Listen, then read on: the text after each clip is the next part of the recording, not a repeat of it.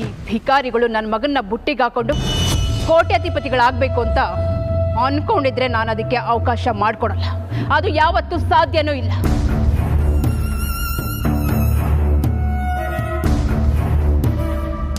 ಸುಹಾಸಿನಿ,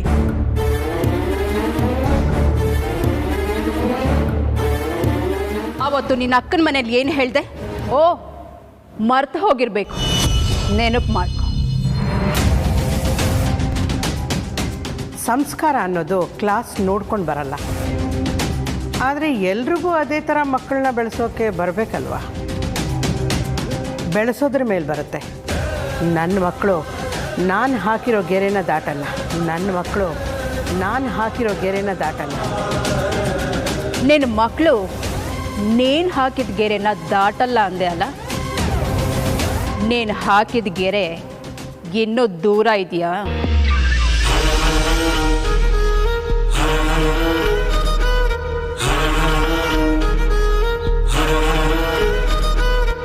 ಆಮೇಲೆ ಏನಂದೆ?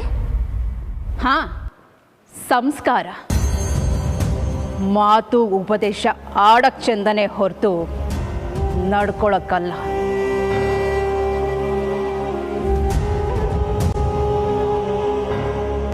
ವಿಕ್ಕಿ ನಾನು ಮಾತು ಕೇಳಿಲ್ಲ ಅಂತ ನಾನು ಕೊಟ್ಟಿರೋ ಸಂಸ್ಕಾರದ ಮೇಲೆ ಹೋಗುತ್ತೆ ಅಂತ ಹೇಳಿದೆ ಅಲ್ಲ?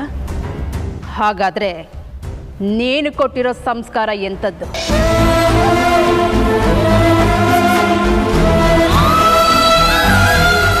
ಯಾವತ್ತು ಗಾಜಿನ ಮನೆಯಲ್ಲಿರೋರು ಹೆಂಚಿನ ಮನೆಗೆ ಕಲ್ಲು ಹೊಡೆಯಕ್ಕೆ ಹೋಗಬಾರ್ದು. ಇನ್ನೊಬ್ರು ಬಿದ್ದಾಗ ನಗೋದು ಸುಲಭ ಅಲ್ಲ? ನಿನ್ನ ಮಕ್ಕಳ ಗ್ಯಾಂಗೆ ಹದಗೆಟ್ಟು ಹೋಗಿದೆ.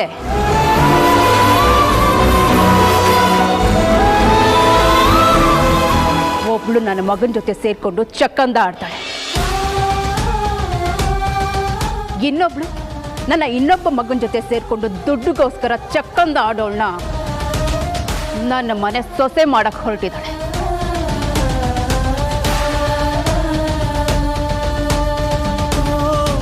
ಎಲ್ಲರೂ ಸೇರಿ ಚೆನ್ನಾಗೇ ಡ್ರಾಮಾ ಆಡ್ತೀರ. ನಿನ್ನ ಮನೆಗೆ ಬೊಗಳೆ ಸಂಸ್ಕಾರ ಅಂತ ಬೋರ್ಡ್ ಹಾಕೊಂಡೆ.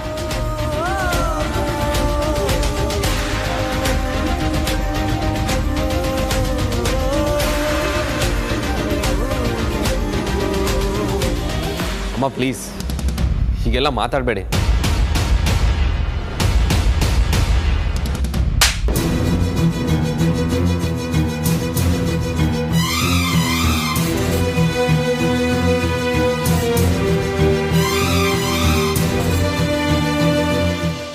ಅಮ್ಮ ಅನ್ನೋ ಪದಕ್ಕೆ ನಿನ್ನ ಮನಸ್ಸಲ್ಲಿ ನಿಜವಾಗ್ಲೂ ಬೆಲೆ ಇದೆ ಅನ್ನೋದಾದ್ರೆ ನೀನು ಈ ಹುಡುಗಿನ ಮದುವೆ ಆಗಲ್ಲ ಅಷ್ಟೇ.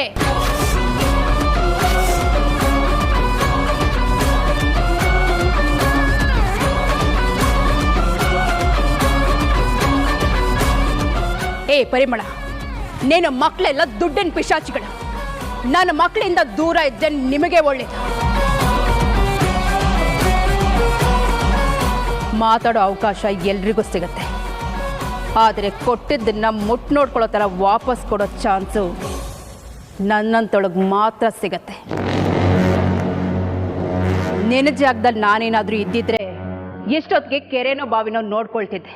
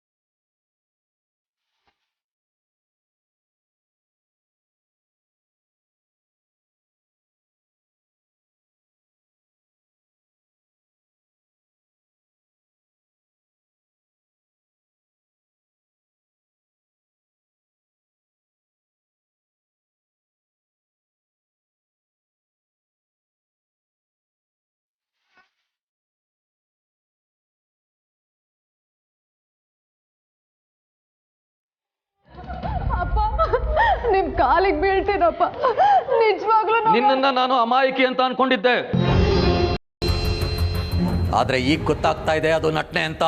ಇಲ್ಲಪ್ಪ, ಅಕ್ಕ ಈಗ್ಲೂ ಅಮಾಯಕಿ. ಮುಚ್ಚು ಬಾಯಿ! ಎಲ್ಲದನ್ನು ಈ ಹಂತಕ್ಕೆ ತಂದಿದ್ದು ನೀನೇ ಅಂತ ನನಗೆ ಚೆನ್ನಾಗಿ ಗೊತ್ತು. ನಿನ್ನನ್ನು ನಾನು ಗಂಡು ಮಗ ಅಂತ ಅನ್ಕೊಂಡಿದ್ದೆ, ಮನೆ ಜವಾಬ್ದಾರಿ ನೋಡ್ಕೋತ್ಯಾ, ನನಗೇನು ಚಿಂತೆ ಇಲ್ಲ ಅಂತ ಅನ್ಕೊಂಡಿದ್ದೆ. ಆದರೆ ಇಷ್ಟು ದೊಡ್ಡ ವಿಷಯನ ನೀನು ಮುಚ್ಚಿಡ್ತೀಯ ಅಂತ ನಾನು ಎಣಿಸಿರ್ಲಿಲ್ಲ. ಹೀಗೆ ಮಾಡೋದಕ್ಕೆ ನಿನಗೆ ನಾಚಿಕೆ ಆಗ್ಲಿಲ್ವಾ ಅಮ್ಮು?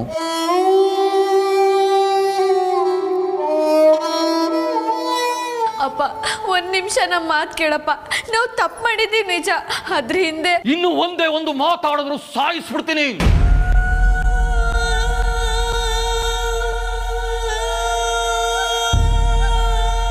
ನೀವು ಮಾಡಿರೋದು ತಪ್ಪಲ್ಲ, ನೀವು ಮಾಡಿರೋ ನೀಚ ಕೆಲಸನ ಹೇಳೋದಕ್ಕೆ ಶಬ್ದನೇ ಇಲ್ಲ. ಅಪ್ಪ ಪ್ಲೀಸ್ ಅಪ್ಪ, ನೀವು ಕೋಪ ತೀರೋವರೆಗೂ ಹೊಡಿರಿ, ಆದ್ರೆ ದಯವಿಟ್ಟು ಈ ಥರ ಎಲ್ಲ ಹೇಳ್ಬೇಡಿ ಅಪ್ಪ. ಹೊಡೆಯೋಕೆ ಅಂತ ನಿಮ್ಮ ಮೈ ಮುಟ್ಟಿ ನಾನು ಮೈಲಿಗೆ ಆಗೋದಕ್ಕೆ ಇಷ್ಟ ಇಲ್ಲ. ನಿಮ್ಮ ಮುಖ ನೋಡೋದಕ್ಕೂ ಅಸಹ್ಯ ಆಗ್ತಾ ಇದೆ. ಪಾಪಿಗಳು ನೀವು, ಹೊರಟೋಗಿ ಇಲ್ಲಿಂದ.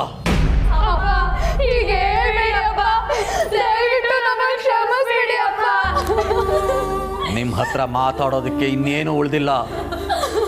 ನನ್ನನ್ನ ಇನ್ನು ಕೆಟ್ಟವನನ್ನಾಗಿ ಮಾಡೋದಕ್ಕಿಂತ ಮೊದಲು ಹೊರಟೋಗಿ. ಅಪ್ಪ ಒಂದೇ ಒಂದ್ಸಲ ಅಮ್ಮನ ಮುಖ ನೋಡ್ಕೊಂಡು ಹೋಗ್ತೀವಪ್ಪ. ಅಮ್ಮ ಈಗ ಹೇಗಿದ್ದಾಳೆ ಅಂತ ನೋಡೋಕ್ಕಾದ್ರೂ ಅವಕಾಶ ಮಾಡಿಕೊಡಪ್ಪ. ನನ್ನ ಹೆಣ ದಾಟಿ ನಿಮ್ಮ ಅಮ್ಮನ ನೋಡೋ ಹಾಗಿದ್ರೆ ನೀವು ಒಳಗೆ ಹೋಗಬಹುದು.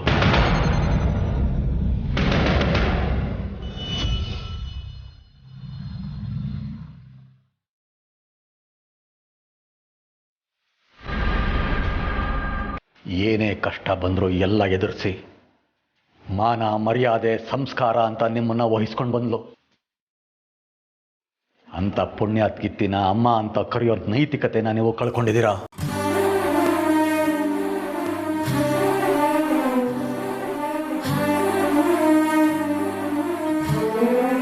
ಇವತ್ತಿಂದ ನೀವು ನನ್ನ ಮಕ್ಕಳಲ್ಲ, ತೊಲಗಿ.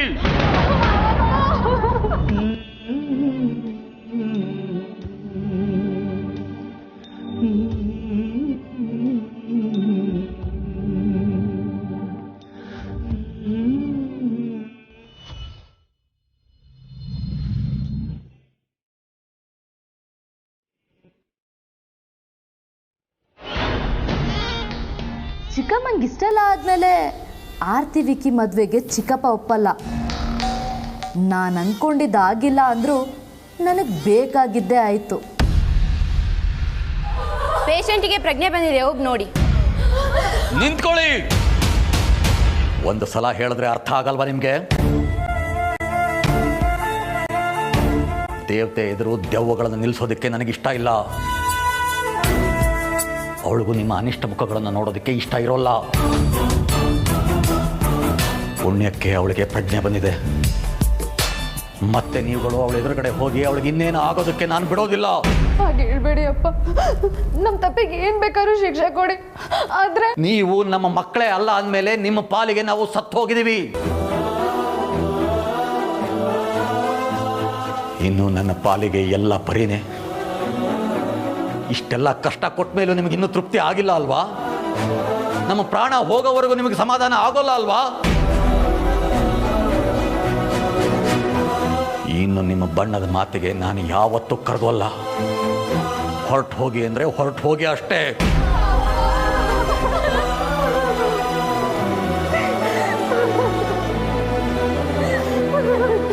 ಈ ಕ್ಷಣ ನೀವು ಹೊರಡಲಿಲ್ಲ ಅಂದರೆ ನನ್ನ ಹೆಣ ನೋಡಬೇಕಾಗತ್ತೆ.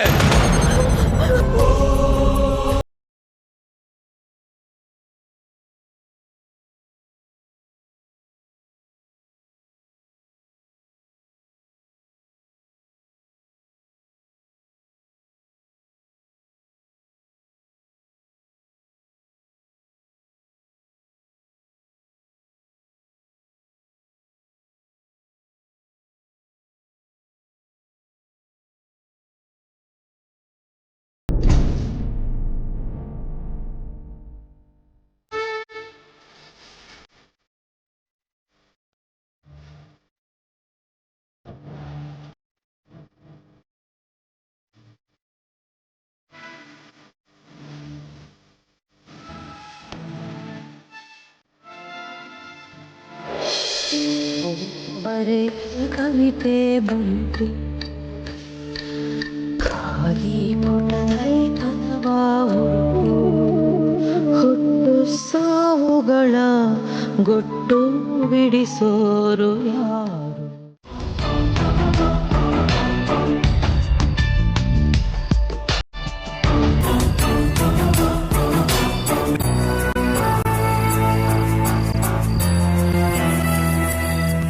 ಅಮ್ಮ ಅಮ್ಮ ಅಮ್ಮ ಅಮ್ಮ ಅಮ್ಮ. ಅಂಜು, ಅಮ್ಮ ಬೇಗ ಬರ್ತಾರೆ, ನೀನು ಮಲ್ಕೋ.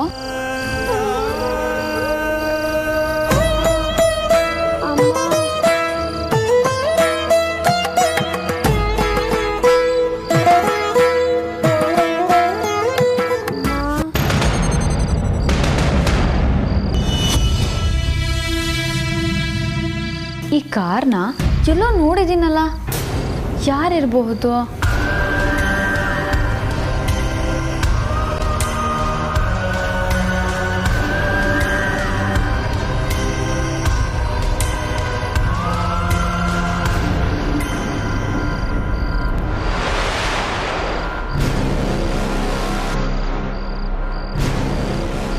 ವೇದಾಂತ್ ಅವರು. ಇವ್ರು ಇಲ್ಲೇನು ಮಾಡ್ತಿದ್ದಾರೆ?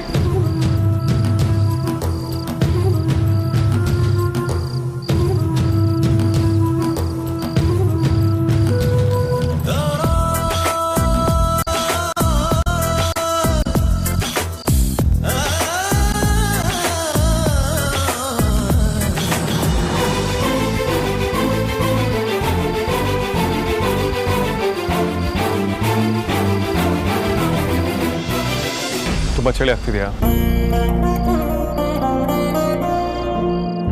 ಆಗಲೇ ನೋಡಿದೆ, ಸುಮ್ಮನೆ ಎಬ್ಬಸೋದು ಯಾಕೆ ಅಂತ ಬರಲಿಲ್ಲ. ಬೇರೆ ಏನು ಬೇಕಾದರೂ ಕೇಳು. ಊಟ ಮಾಡಿದ್ರ? ಹಸುವಾಗ್ತಿದೆಯಾ? ಏನಾದರೂ ತಂದ್ಕೊಡ್ಲಾ? ಏನು ಬೇಡ, ಪರವಾಗಿಲ್ಲ. ಸಂಕೋಚ ಪಡ್ಬೇಡ, ಏನೇ ಬೇಕಿದ್ರು ಕೇಳು. ಇಲ್ಲಿ ನೀವು ಇಷ್ಟೇ ಜನ ಇದ್ದೀರಾ ಅಂತ ಭಯ ಪಡ್ಕೋಬೇಡಿ. ನಾನು ಇಲ್ಲೇ ಇರ್ತೀನಿ, ನೋಟ್ ಮಾಡಿ.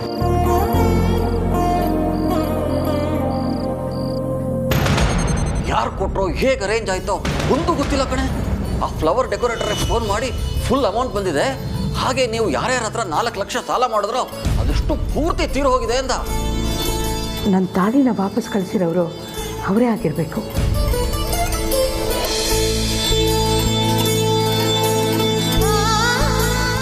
ಹೋಗಿ ಮಲ್ಕೋದಿತಿ, ನಾನು ಎಚ್ಚರ ಇರ್ತೀನಿ.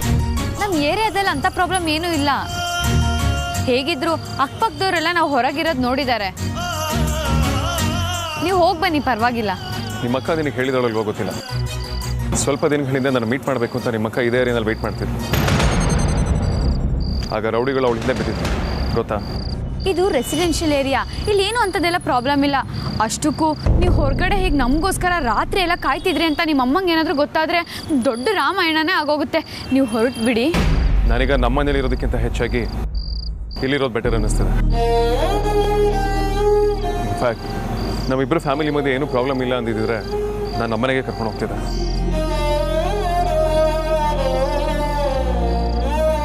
ನೀನು ಈಗಲೂ ಅಂದರೆ ಆದ್ಯ ಮನೆ ಬಿಟ್ಟು ಬರ್ತೀನಿ. ಬೇಡ ವೇದಾಂತ್ ಅವರೇ, ಅಮ್ಮ ಈಗ ಚೇತರಿಸ್ಕೊಂಡಿರ್ತಾಳೆ. ಎಷ್ಟೊತ್ತಿಗೆ ಬೇಕಾದರೂ ಡಿಸ್ಚಾರ್ಜ್ ಆಗ್ಬೋದು. ಮಿಡ್ನೈಟ್ ಅಲ್ಲ ಅಂದರೂ ಅಪ್ಪ ಬೆಳಗ್ಗೆ ಎಷ್ಟರಲ್ಲಾದರೂ ಅಮ್ಮನ ಕರ್ಕೊಂಡು ಬರ್ತಾರೆ. ಅವ್ರು ಬರೋ ಹೊತ್ತಿನಲ್ಲಿ ನಾವಿಲ್ಲಿಲ್ಲ ಅಂದರೆ ಸರಿ ಅನ್ಸಲ್ಲ. ದೆನ್ ಇಟ್ಸ್ ಓಕೆ, ನೀನು ಹೋಗಿ ಮಲ್ಕೊ. ವೇದಾಂತ್ ಅವರೇ, ನೀವು ಮದುವೆ ಮನೇಲಿ ಸಹಾಯ ಮಾಡಿದಾಗಲೂ ಮುಂದೆ ಯಾವಾಗಾದರೂ ಅಂಗ್ಸೋಕ ಅಂತೇಳಿ ತಪ್ಪಾಗಿ ಕೇಳಿಬಿಟ್ಟೆ. I am really sorry. It's okay. ಅವತ್ತು ಅಮ್ಮು ಬಂದ್ಬಿಟ್ಲು, ಮಾತು ಅರ್ಧಕ್ಕೆ ನಿಂತೋಗಿತ್ತು. ನೀವು ಮಾಡಿರೋ ಎಲ್ಲ ಸಹಾಯಕ್ಕೂ ತುಂಬ ಥ್ಯಾಂಕ್ಸ್. ನಾನು ಅವತ್ತು ಹೇಳಿದ್ದೀನಿ, ಇವತ್ತು ಹೇಳ್ತಾ ಇದ್ದೀನಿ, ಯಾವ ವಿಷಯಗಳನ್ನೂ ಯಾರಿಗೂ ಹೇಳ್ಬೇಡಾದಿತ್ತು.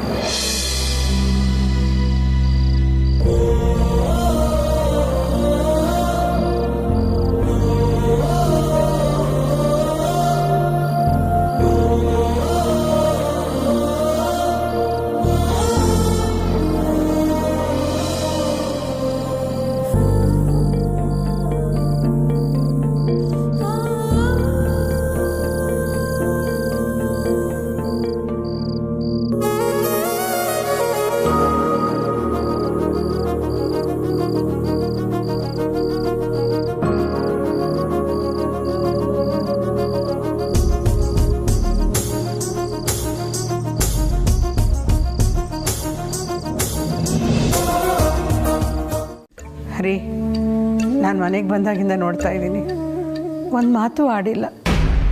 ಕೋಪದಿಂದ ಮುಖ ಗಂಟು ಹಾಕ್ಕೊಂಡು ನಿಂತಿದ್ದೀರಾ. ಅಂಥದ್ದು ಏನಾಯ್ತು ರೀ? ವಿಷಯ ಮಾತಾಡೋ ಸ್ಥಿತಿನ ಮೀರಿದೆ ಪರಿ. ಸುಮ್ಮನಿದ್ಬಿಡೋಣ ಅಂದರೆ ಮೌನಕ್ಕೂ ನೆಮ್ಮದಿ ಇಲ್ದಿರೋ ಹಾಗಾಗಿದೆ. ಯಾಕ್ರಿ ಇಷ್ಟೊಂದು ಹತಾಶರಾಗಿದ್ದೀರಿ?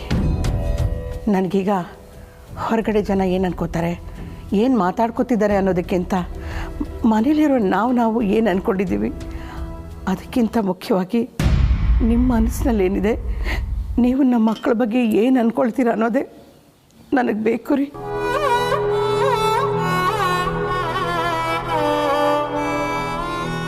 ಇಷ್ಟೆಲ್ಲ ಆದಮೇಲೆ ನನಗೆ ಯೋಚನೆ ಮಾಡೋಷ್ಟು ತಾಳ್ಮೆ ಆಗಲಿ, ನಿರ್ಧಾರ ತಗೊಳ್ಳೋಷ್ಟು ವಿವೇಕ ಆಗಲಿ ಇಲ್ಲ ಪರಿ. ಭಾವನೆಗಳು ಬಣ್ಣ ಅಲ್ಲ ಪರಿ, ಒಂದಕ್ಕೆ ಇನ್ನೊಂದನ್ನು ಸೇರಿಸಿದ್ರೆ ಹೊಸದು ಮೂಡುತ್ತೆ ಅನ್ನೋದಕ್ಕೆ. ಮನಸ್ಸಿನ ಬಿಳಿ ಗೋಡೆ ಮೇಲೆ ಕಲೆಯಾಗಿದೆ. ಆ ಕಪ್ಪು ಕಲೆಯನ್ನು ಅಳಿಸೋದಕ್ಕೆ ಹೋದರೆ ಗೋಡೆ ಹಾಳಾಗತ್ತೆ.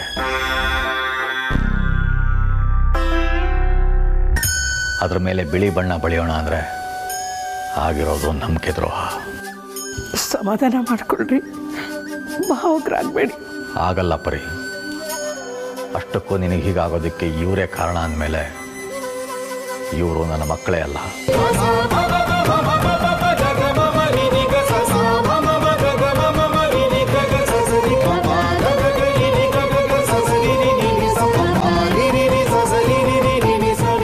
ಯಾಕ್ರಿ ಹೀಗೆಲ್ಲ ಮಾತಾಡ್ತಿದ್ದೀರಾ? ನನ್ನ ಮಕ್ಕಳ ಮನಸ್ಸು ಏನು ಅಂತ ನನಗೆ ಚೆನ್ನಾಗಿ ಗೊತ್ತು ರೀ.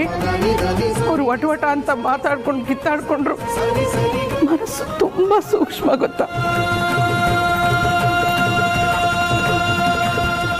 ನೀವು ಈ ಥರ ಎಲ್ಲ ಮಾತಾಡ್ಬಿಟ್ರೆ ಅವ್ರು ಬೇಜಾರು ಮಾಡಿಕೊಂಡು ನೊಂದ್ಕೊಂಡ್ಬಿಡ್ತಾರ್ರಿ. ನೋಡಿ, ಆಗಿದೆಲ್ಲ ಆಗೋಯ್ತು ಅಂತ ಯಾರನ್ನು ಯಾವುದಕ್ಕೂ ಹೊಣೆ ಮಾಡದೆ ಮುಂದುವರಿಬೇಕಲ್ವಾ? ಬೇಜಾರಾಗೋದು ನೊಂದ್ಕೊಳ್ಳೋದು ಮಕ್ಕಳು ಮಾತ್ರನ ಪರಿ.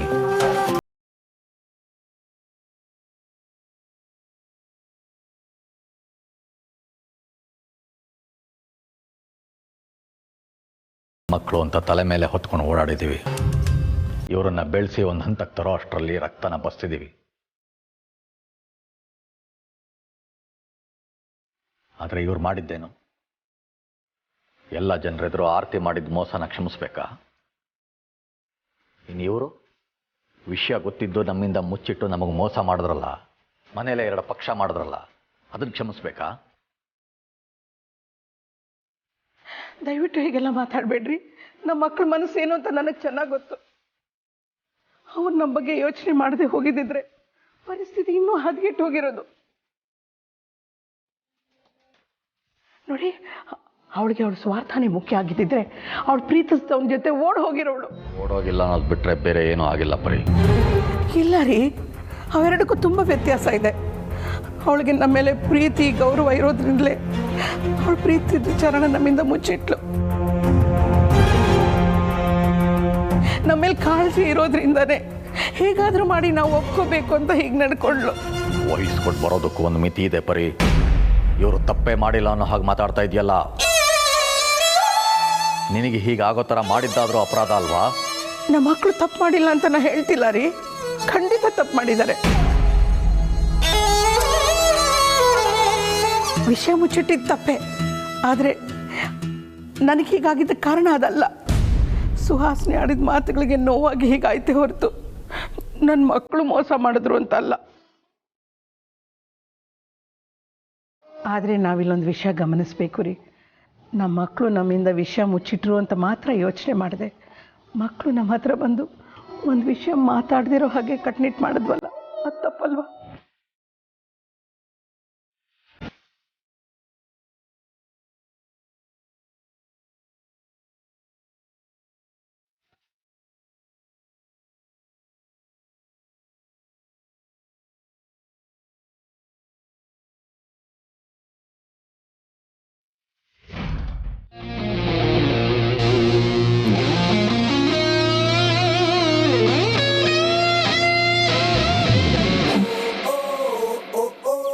ಅಗ್ರಜ, ಮಾವ ಏನೋ ಹೇಳ್ದ ಅಂತ ಅದನ್ನೇ ಮಾಡಕ್ಕೆ ಹೊರಟಿದ್ಯಲ್ಲ. ಈಗ ಅವ್ರ ಹತ್ರ ಹೋಗಿ ಏನಂತ ಹೇಳ್ತೀಯಾ? ಏನು ಹೇಳಬೇಕು ಅದನ್ನೇ ಹೇಳ್ತೀನಿ. ಇದು ಯಾಕೋ ಎಡವಟ್ಟಾಗೋ ಕಾರ್ಯಕ್ರಮನೇ. ಅಷ್ಟಕ್ಕೂ ನಮ್ಮಮ್ಮ ಫಸ್ಟ್ ಹೊಡೆದಿದ್ದಕ್ಕೆ ತಾನೇ ರೌಡಿನಾದ್ನೇ ಹೊಡೆದಿದ್ದು. ಹೇಗೋ ಆ ಹೊಡೆದಾಟ ಟೆನ್ಷನ್ನು ಒಂದು ಕಡೆ ಮುಗ್ದಿತ್ತು. ಈಗ ಮಾವ ಮತ್ತೆ ಕೆದ್ಕಿದ್ದಾನೆ. ಅದಕ್ಕೆ ನೀನು ಸೊಪ್ಪಾಕಿ ಕಾಲಕ್ಕೆ ಬೀಳೋ ಮ್ಯಾಟ್ರ್ ಮಾತಾಡೋದು ನನಗೆ ಯಾಕೋ ಸ್ಟುಪಿಡ್ ಅನಿಸ್ತಿದೆ. ಓವರಾಗಿ ಆಡ್ಬೇಡ ವಿಕ್ರಾಂತ್. ಈಗಲೂ ನಾನೇನು ಅಂತ ನಿನಗೆ ಅರ್ಥ ಆಗ್ತಿಲ್ಲ ಅಂದರೆ ನಾನೇನು ಮಾಡೋದಕ್ಕಾಗಲ್ಲ. ಒಂದ್ಸಲ ಅಮೂಲ್ಯ ಮೇಲೆ ಕೈ ಮಾಡಿದ್ದಕ್ಕೆ ಈಗಲೂ ಪಶ್ಚಾತ್ತಾಪ ಪಡ್ತಾ ಇದ್ದೀನಿ. ಅಂಥದ್ರಲ್ಲಿ ನೀವು ಹುಡುಗಿ ಕಡೆಯವರು ಈಗ ಹೋಗಿ ನಮ್ಮ ಅಮ್ಮನ ಕಾಲಿಗೆ ಬಿದ್ದು ಕ್ಷಮೆ ಕೇಳಿ ಅಂತ ನಾನು ಕೇಳ್ತೀನ? ನಾನು ಹಾಗೆ ಹೇಳ್ಬೋದು ಅಂತ ನೀನು ಇಮ್ಯಾಜಿನ್ ಆದರೂ ಹೇಗೆ ಮಾಡಿಕೊಂಡೆ? ಮತ್ತೇನು ಮಾಡೋಕೆ ಹೊರಟಿದ್ಯಾ ಈಗ? ರೌಡಿನಾದ್ನಿ ಮತ್ತೆ ಅತ್ತೆ ಬಂದು ನಾವು ಅಮ್ಮನ ಕಾಲಕ್ಕೆ ಬೀಳಲಿಲ್ಲ ಅಂದರೆ ಈ ಮದುವೆ ನಡೆಯಲ್ವಾ? ಎಲ್ಲ ಸೀಕ್ರೆಟಾಗಿದ್ದಾಗಲೇ ಚೆನ್ನಾಗಿತ್ತು. ಈಗ ಸುಮ್ಮನೆ ಅನ್ನೆಸೆಸರಿ ಕಾಂಪ್ಲಿಕೇಶನ್ಸ್ ಆಗ್ತಿದೆ. ನನಗಂತೂ ತುಂಬ ಟೆನ್ಷನ್ ಆಗ್ತಿದೆ ಅಗ್ರಜ. ಒಂದು ಕಡೆ ನೀನು ಮದುವೆ ಮಾಡಿಸ್ತೀನಿ ಅಂತ ನಿನಗೆ ಮಾತು ಕೊಟ್ಟಿದ್ರೆ, ಇನ್ನೊಂದು ಕಡೆ ಅಮ್ಮನಿಗೆ ಸುಳ್ಳು ಹೇಳಲ್ಲ ಅಂತ ಅವ್ರಿಗೆ ಮಾತು ಕೊಟ್ಟಿದ್ದೀನಿ. ಎಲ್ಲರ ಮಧ್ಯೆ ಸಿಕ್ಕಾಕೊಂಡು ಸಾಯ್ತಿರೋದು ನಾನು. ಹಾಗಾದ್ರೆ ಈಗ ಏನು ಮಾಡೋದು? ಏನಾರು ಒಂದು ಮಾಡಲೇಬೇಕಲ್ವ ಅಗ್ರಜ? ಎಸ್, ತಲೆ ತಿಂದು ಸುಮ್ಮನೆ ಕೂತ್ಕೊಂಡ್ರೆ ನಾನೇ ದಾರಿನ ಹುಡುಕ್ತೀನಿ.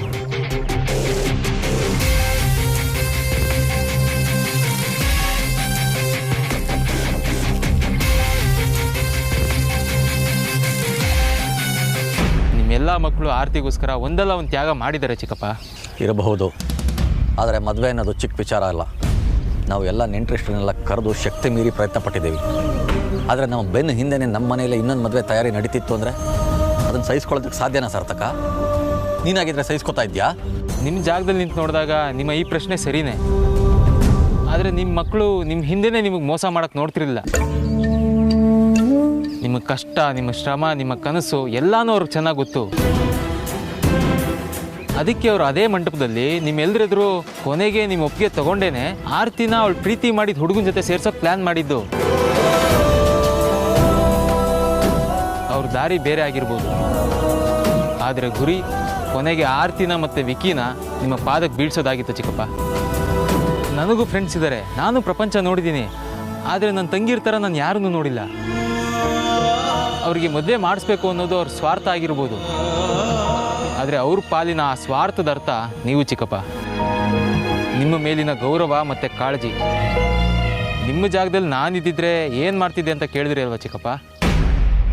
ನಿಮ್ಮ ಜಾಗದಲ್ಲಿ ನಾನೇ ಇದ್ದಿದ್ರೆ ಮಕ್ಕಳ ಬಗ್ಗೆ ಹೆಮ್ಮೆ ಪಡ್ತಿದ್ದೆ ಹೊರತು ಕೋಪ ಮಾಡ್ಕೊಳ್ತಿರಲಿಲ್ಲ.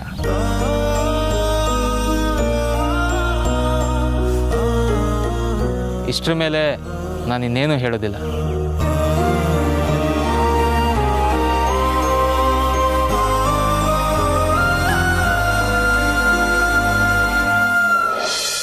ಯಾಕೋ ಎಲ್ಲ ಖಾಲಿ ಖಾಲಿ ಅನ್ನಿಸ್ತದೆ ಚಿಕ್ಕತ್ತೆ. ಆದರೂ ನೀವು ಆರಾಮಾಗಿ ವಾಪಸ್ ಬರುವಾಗಾಯ್ತಲ್ಲ, ಅದೇ ಸಮಾಧಾನ. ಈ ಮನೇಲಿ ಸಮಾಧಾನ, ನೆಮ್ಮದಿ ಅನ್ನೋದು ಯಾವ ಕಾಲಕ್ಕೆ ಬರುತ್ತೋ ಗೊತ್ತಿಲ್ಲ ಆದ್ಯ. ನನಗೆ ಆರತಿ ಮುಂದಿನ ಜೀವನದ ಬಗ್ಗೆನೇ ಯೋಚನೆ ಆಗಿದೆ. ನಾ ಚಿಕ್ಕೋಳಿಗೆ ಹೇಳ್ತಾ ಇದ್ದೀನಿ ಅಂತ ಹೇಳಿ ತಪ್ಪು ತಿಳ್ಕೊಬೇಡಿ ಚಿಕ್ಕತ್ತೆ. ಹುಡುಗಿ ತಾಯಿಯಾಗಿ ನೀವೇ ಯಾಕೆ ಅಮ್ಮನ ಹತ್ರ ಮೊದಲು ಮಾತಾಡಬಾರ್ದು? ವಿಕ್ಯಣ್ಣ ಮತ್ತು ಆರತಿ ಒಬ್ಬನಿಗೆ ಪ್ರೀತಿಸ್ತಾ ಇರೋದು ಜಗಜ್ಜಾಹಿರ ಆಗಿರೋದ್ರಿಂದ ಹಿಂಗೆ ತಡೋ ಮಾಡೋದ್ರಲ್ಲಿ ಯಾವುದೇ ಪ್ರಯೋಜನ ಇಲ್ಲ ಅನಿಸ್ತಾ ಇದೆ. ವಿಷಯ ಅಷ್ಟು ಸುಲಭವಾಗಿಲ್ಲ ಆದ್ಯ. ಅವರಪ್ಪನೇ ಮಕ್ಕಳ ಮೇಲೆ ಮುನ್ಸ್ಕೊಂಡಿರುವಾಗ ಮದುವೆ ವಿಷಯನ ಹೇಗೆ ತೆಗಿಲಿ ಹೇಳು? ಆರತಿ, ಅಮೂಲ್ಯ, ಅದಿತಿ, ಅಂಜು,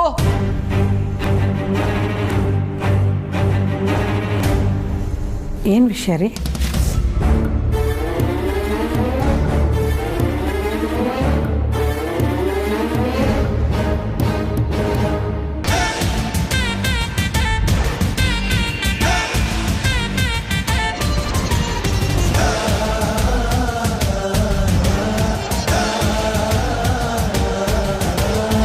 ದೊಡ್ಡವರು ಅನ್ನೋ ಅಹಂನಿಂದನೋ, ನಮ್ಮ ದೃಷ್ಟಿಕೋನನೇ ಸರಿ ಅನ್ನೋ ತಪ್ಪು ತಿಳುವಳಿಕೆಯಿಂದನೋ ಚಿಕ್ಕವ್ರ ಹತ್ರನೂ ವಿಷಯ ಇರುತ್ತೆ ಅನ್ನೋದನ್ನೇ ಮರ್ತಿರ್ತೀವಿ.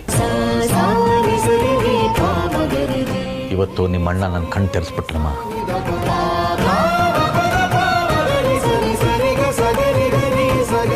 ನಿಮ್ಮ ಅಮ್ಮನ ಮೇಲಿನ ಪ್ರೀತಿಯಿಂದ ಇವಳಿಗೇನಾದರೂ ಹೆಚ್ಚು ಕಡಿಮೆ ಆಗುತ್ತೆ ಅನ್ನೋ ಭಯದಲ್ಲಿ ಕ್ರೂರವಾಗಿ ನಡ್ಕೊಂಡ್ಬಿಟ್ಟೆ. ಜವಾಬ್ದಾರಿ ಇರೋ ಸ್ಥಾನದಲ್ಲಿದ್ದು ಕೂಡ ಅಪ್ರಬುದ್ಧನಾಗಿ ನಡ್ಕೊಂಡೆ. ನಿಮಗೆಲ್ಲ ನೋವಾಗಿದೆ ಅಂತ ನನಗೆ ಗೊತ್ತು. ದಯವಿಟ್ಟು ನನ್ನನ್ನು ಕ್ಷಮಿಸ್ಬಿಡಿ.